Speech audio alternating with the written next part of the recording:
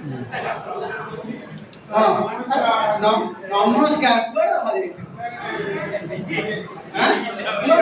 एत डेरी कहीं है एटा है तो उठा मारी टावर पास जाई बदमाश मुखरु से आओ जमा करिना बाबा एफएलएन चली हां जदि गोटे दिन रही जीवो जानि पारिबो ना जीवन सारा से हैला सब दिन के आसे ठीक टाइम ला आओ पिला के वर्तमान गोटे रहउची काम के कल देखिया हां ये जो कार्ड गुडी अछि आज को गोटे गोटे नब हैला देखि छिडा के पड़िबो ए जणे बदमाश होना हां हां पड़िल बाबा जणे बाबू से पड़ते खुशी ना से कोन कहू हां पछरे आके देखि इच्छा न कहि सत कोन कहिला हां मिछा न कहि सत हां कोन बाबा तोर कोन अछि देखिया छिड़ा समस्त सुनिले बिलुआ बड़ चतुर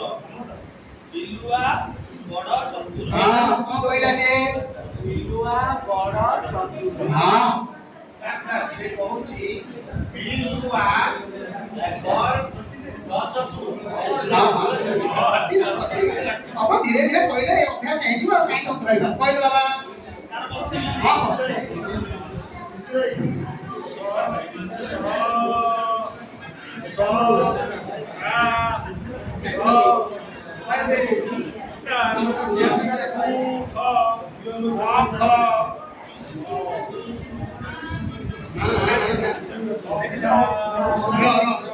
टिकट के दादा के बॉडी से कौन लिखा है हां हां कालो उठी मुख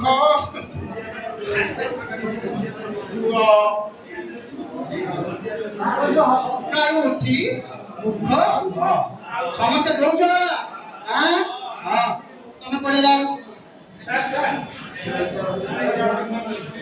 सकाळ उठी मुख न दई मो बौ आगे गरम पानी दउची पिया दउची हां हां जाई कोई आगे मुंह दे धोई पकम तापर गरम पानी पी हां अरे हेले आपने कोसा नहीं के मानी मतलब पके देखा था छुआ मुंडो पड़े दी अरे ये कौन स्कूल तो कौन स्कूल पिला बहुत तो मासिया स्कूल में गई थी ऐसे के बाहर घर पर कथा करते जा वो स्कूल मुंडो पड़े और हेले हमें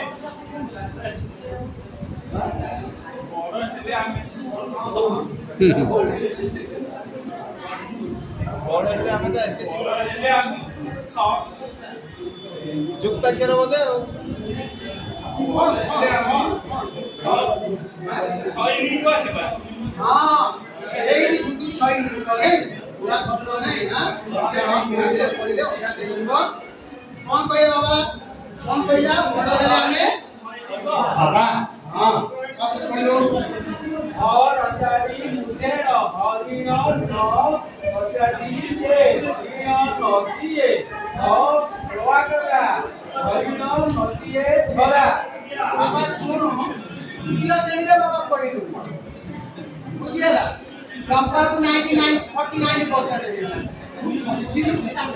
देला अब बाबा ऐसा करे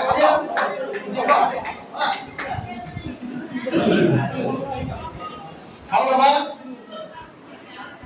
देखो जो मैंने टिके अभ्यास करो विभिन्न शब्द को नहीं पढ़ा पढ़ी करो हैला हां वर्तमान सर हमर एटा तृतीय श्रेणी प्रथम धारा पे जो पठन एटा से हेबो गुण के प्रथम पढ़ा देकी तृतीय श्रेणी रो तृतीय पाठ अछि सेटा अछि राकेशता सेटा एबे इन्फॉर्मेशन करी बोले दो हां गोटे तार स्तर लेवल कराई छै चारिटा लेकिन मो ताको टाइमर देबी टाइमर अनुसार गोटे पिला केतेटा पढुची 1 मिनिट केते पढुची ताको करा पिला বই বাহার কল 37 পৃষ্ঠা। হ্যাঁ তৃতীয় পাঠ বাহার কর। হ্যাঁ হ্যাঁ বাবা তুমি আস, তুমি সমস্তে মনে মনে পড়ুথাও। হ্যাঁ তুমি পড়, বাবা তুমি পড়ি উঠে।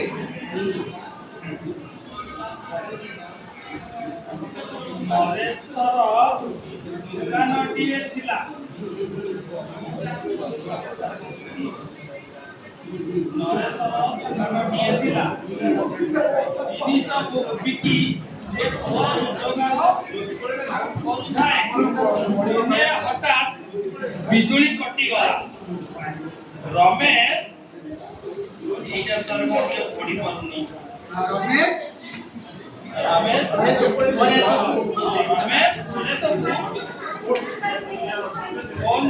ଫୋନ କଲା। ନରେଶ ଆସି ବିଜୁଳି ତାର ସଜାଡ଼ିଲା। ନରେଶର ଏଇଟା କଣ ଯାଏ? ନରେଶ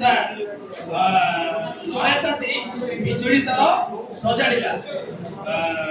ନରେଶ ଦୋକାନରେ ଆଲୁଅ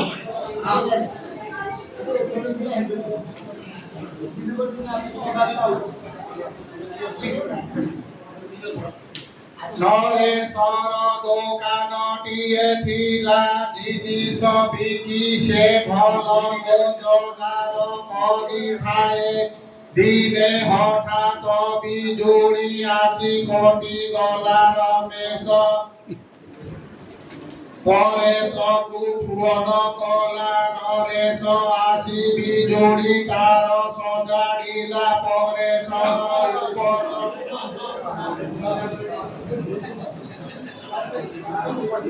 ପରେଶର ଉପକାର ଯୋଗୁ ନରେଶର ଦୋକାନରେ ଆଲୁଅ ଜଳିଲା।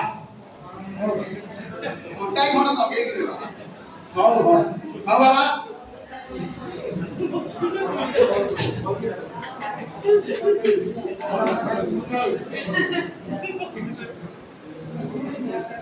ନରେଶର ଦୋକାନଟିଏ ଥିଲା। ଜିନିଷ ବିକି ସେ ଭଲ ରୋଜଗାର କରୁଥାଏ। ଦିନେ ହଠାତ୍ ବିଜୁଳି କଟିଗଲା। ରମେଶ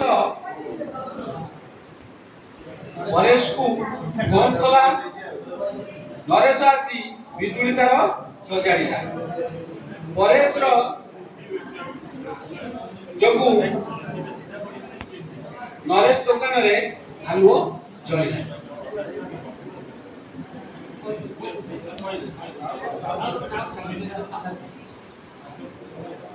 ହଉ ପିଲା, ବର୍ତ୍ତମାନ ମୁଁ ତମକୁ କିଛି ବହି ଆଣି ଦଉଛି, ଗପ ବହି। ତାକୁ ମନେ ମନେ ପଢିବୁ ହେଲା।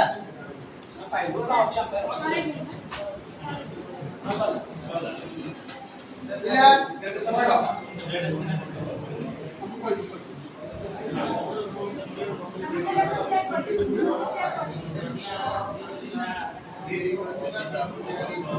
ପଢି ସାରିଲୁଣି? କିଏ କଣ ପଢିବୁ ଛିଡାଇ କହିଲି।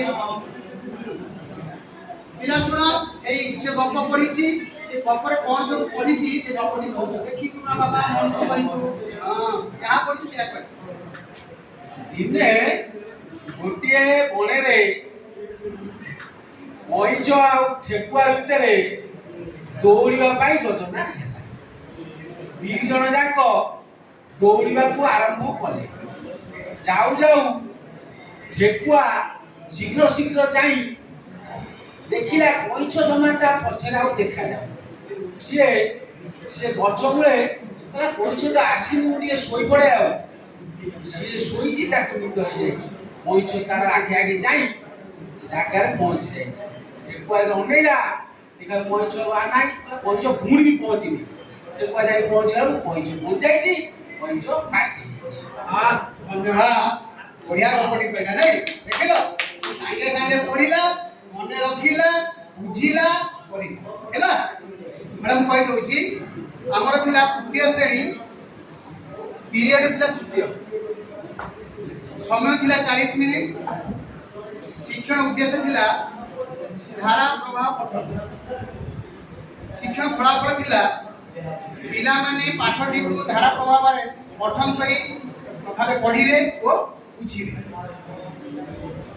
एवं पीएलएम में लेइथिलु कार्य पुस्तिका पृष्ठ नंबर 31 प्रश्न नंबर थिला 3 तापरे हम जते बेले पढुथले आपण देखिथिबे पिला मानकर स्तर निर्णय करबा पे हम चारिटा स्तर लेइथिलु लो टू हाई अचीवर पर्यंत पिला चारटी पांचटी हमर जो अछि पठन मिनिमम गोटे मिनिट रे एतिटा शब्द पढिबा कथा सेही अनुसार आमे ताको ट्रैकिंग करिथिलु एवं ट्रैकिंग करि साइला परे पुणी ताको दिया जाउथिला जे गप पढिथिले गप पढि साइला परे से कोन बुझिले से उपस्थापन करूथिले एवं तापरे हमर पुनर्बल कार्यक्रम अछि हम जे स्तर निर्णय करि साइलु के 5 टू वार्ड पढिछि के 25 टू वार्ड पढिछि के 30 टू वार्ड पढिला से अनुसार पिला मानक नै कि हमें पूर्व क्लास रे तांकर पुनर्बल कार्य पई हमें शिक्षा कार्यक्रम करी एइला उद्देश्य धन्यवाद सर।